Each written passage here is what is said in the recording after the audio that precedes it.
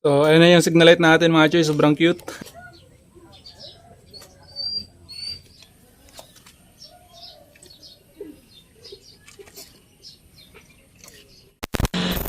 Right, good day mga choy. So, ayun, sa everyday yung content natin for today. Bale, magmi-maintenance lang tayo ngayon sa kanya mga choy. Bale, papalitan lang natin ngayon yung mga nagmamalfunction niya na pyesa. So, ayun, ito yung mga pyesa na ikakabit natin today mga choy. Ayan, meron tayong front shock spring para dito sa kanyang telescopic. Pressing Monkey yung brand. And then, signal light. Ayan, papalitan natin itong parang standard na signal light pero medyo maliit. Kasi yung signal light na nakakabit dito is ito. Ayan. So kapag ikaw yung nakasunod sa akin, then nag-signal light ako, di siya kita mga Joy kasi andito sa gilid nakaharap. And then, ayan, my spark plug. Then ito palang mga piyesa na to mga Joy is medyo matagal na to dito sa akin nakatambak. Hindi ko lang naikabit kaagad kasi medyo busy pa tayo dun kay King Bob. So ito yung seat cable, seat lock cable tawag dito. Cable to ng kanyang seat lock mga choy. Yung galing dito na cable papunta dito sa kanyang lock. Ayan, di na kasi to gumagana. Ayan, di na nagla-lock. Wala. Ayan mga choy, sa mga naghahanap ng update kay everyday, ayan, goods pa naman siya. Ganun pa rin yung itsura, yung looks, walang nabago. Walang nabago sa pyesa. Ayan. Kaya ko pala siya palitan ng front spring mga choy kasi sobrang lambot na yung kanyang travel. Na-change oil ko na kasi to last time. Nireshocking ko pero ganun pa rin yung kanyang travel. Sobrang lambot na. Dahil na rin siguro sa sobrang tanda na yung spring. So try ko ngayon palitan ng front spring. Baka may balik natin siya sa magandang travel. Ayan, nabili ko pala to sa lagang 400 pesos ata to. 400 plus. Pressing Monkey yung brand. So ayan, bakasin muna natin yung cover.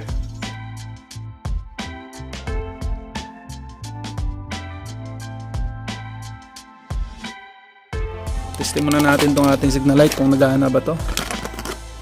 Ayan, napaka-cute nito mga choy. Ito kasi yung dati, nakatagilid. Ayan. Tapos magkalaki lang din pala sila. Pero ito is pareho lang siya sa stock ng design. So itong kulay black, tugtong natin tong kulay black din. Oops. Then dito yung kulay yellow sa kulay green. Testing natin. Kulay yellow pala yung ilaw. Orange ata yung order ko eh. Sa Shopee ko lang pala ito nabili mga choy. Oo nga, kulay yellow. Kasi yung isang option nito is kulay white. So ito yung pinili ko, kulay yellow. Ayan. So sa pagkabit mga choy, basic lang naman to. Pwede na ito hindi tanggalin kasi kasya naman siya dito.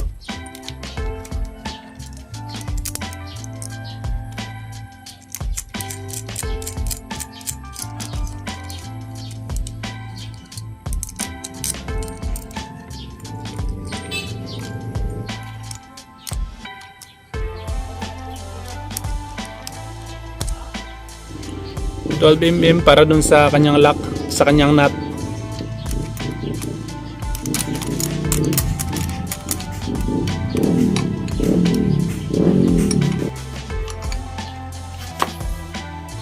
Ayan. Mahigpit lang mga choy kasi napaka ano lang nito, napaka lambot lang itong material niya. Huwag nyo nang higpitan na masyado. Pag medyo mahigpit na, goods na yon. So ayun na yung signal light natin mga choy, sobrang cute.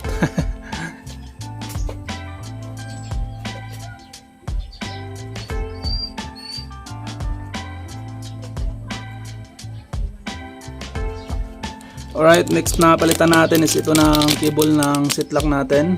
Ito, tanggalin na natin itong screw. May screw dito isa.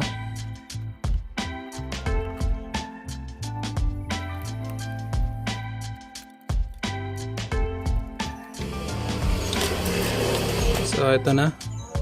Sobrang ganit na talaga mga choy. Kaya di na siya naglalak kasi di na bumabalik yung cable. Maganit. Ayan.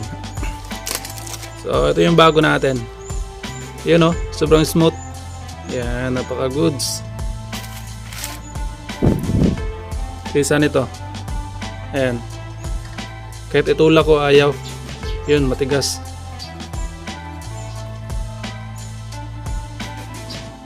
Ayan.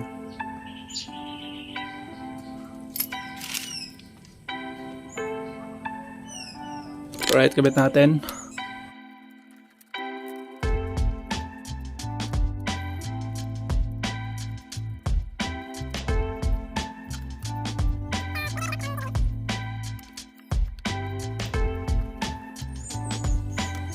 Testing natin.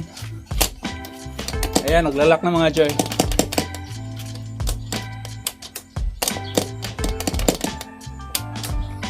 Ayan, okay na yung kanyang lock. Goods na, maayos na. Ayan, okay na yung kanyang lock mga choy. Maayos na. Naglalak na siya. Ayan. Right, so next na palitan natin is ating spark plug. Pagpasensyahan nyo na mga choy, medyo madumi talaga yung loob ng motor natin.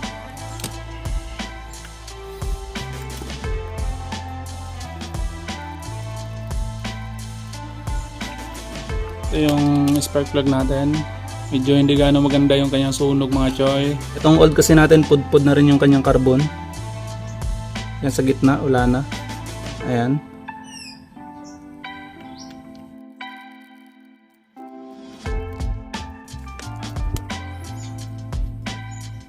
Ayun mga choy, naibalik ko na yung fairings. So yung spring lang yung ikabit natin. Ta-timelapse ko na lang.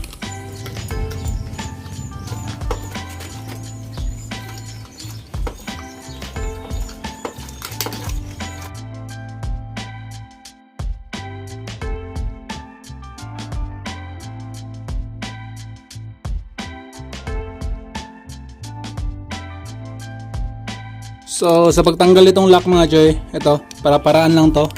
Pero ganito yung gawin ko.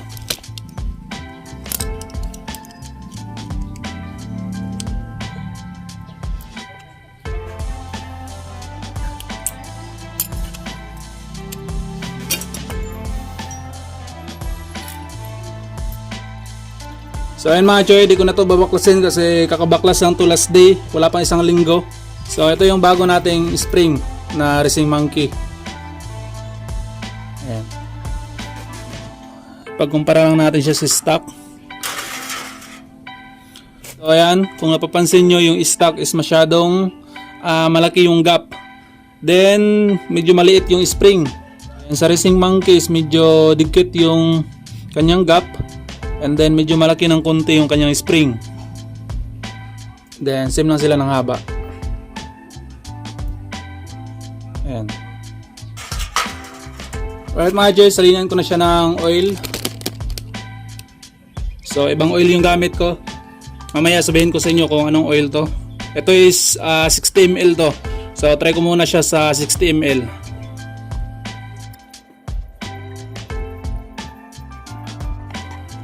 And reshocking natin para yung hangin na natrap dito sa loob may labas niya.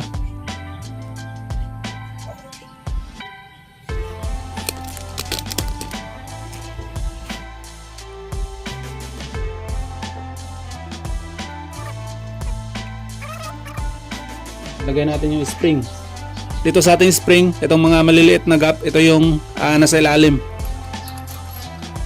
So medyo kulang ng konti yung oil natin mga choy. Ito 10 ml to.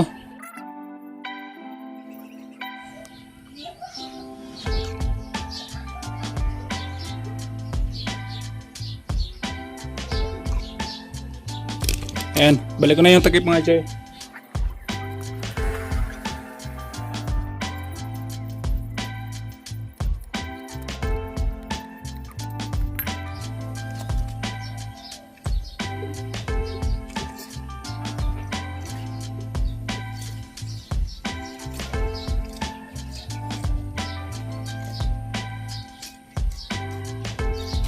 So ayan, tirahin ko muna yung isa mga choy. Di ko na lang ipakita sa inyo kasi same lang naman. Same lang yung procedure.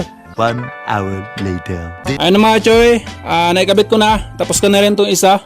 So kabit na natin yung gulong.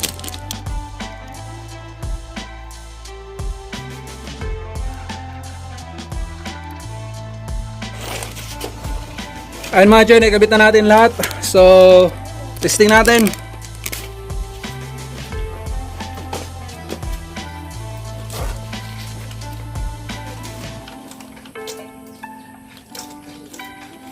So napansin ko kagad mga choy na medyo matigas na siya idiin. Dito lang kanina na kunting tula ko na is madidiin na siya. So malaki yung pinagbago, tumigas na siya. Hindi naman siya sobrang tigas.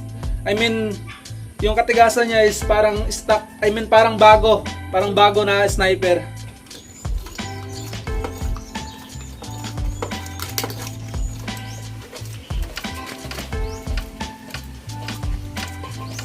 So yung gamit ko pala na oil mga choy, ito national na engine oil, hindi to pork oil yung gamit ko. Pansin ko kasi sa pork oil mga choy, matagal ko nang ginagamit yung pork oil.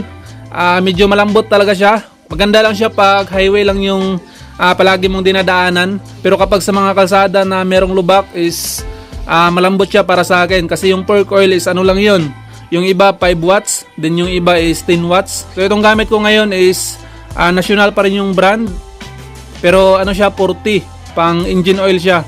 Ayan, gasoline engine oil. So ang kanyang viscosity is 20 watts by 50. So makapal siya, makapal tong oil na to mga choy kumpara sa pork oil.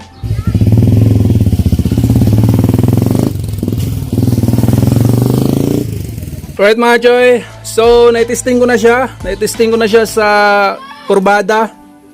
Itinesting ko siyang ibangking. So napakalaki ng kaibahan mga choy, as in stable na siya ngayon, di katulad nung dati. And then yung iba yung kinabit pala natin, all goods na rin. Yung seat lock natin, seat lock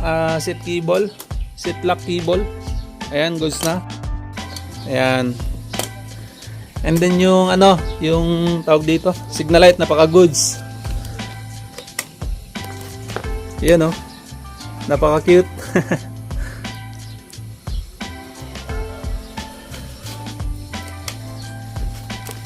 Ayan, ganda. Sobrang nagustuhan ko tong signal light natin mga choy. Maliit lang siya tingnan, hindi pansinin pero malakas naman. Ayan. Parang stock lang pero maliit talaga siya. Ayan.